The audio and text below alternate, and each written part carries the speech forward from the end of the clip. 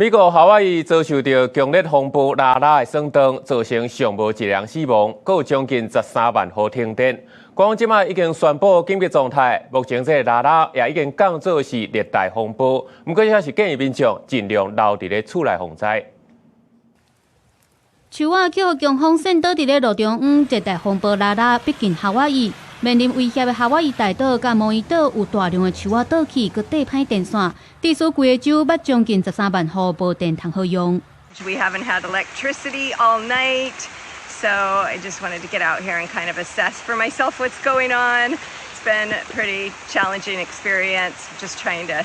All these trees are down with on top of wires. 风暴带来真惊人的雨量，嘛，互真侪大道路拢淹水，大水加土沙已经淹甲拢无看车路。当局也证实讲，夏威夷大岛已经有一个人因为车祸相关的意外死亡。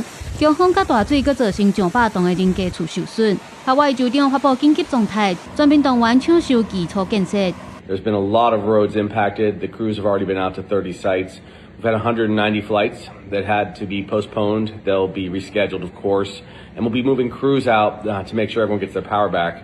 Over 60,000 households have lost power, at least temporarily. 3 hospitals also lost power, but they have backup generators. They're going to be okay. 就算拉拉已经降级做热带风暴，不过风速还佫真接近飓风的等级，带来严重的大水雨加强风。夏威夷大岛2间国际机场被迫关起来，取消大量的航班。当局也已经伫真侪间高中来开设临时的庇护所，安置受灾的民众渡过这个难关。我新闻台为人王基聪朋友。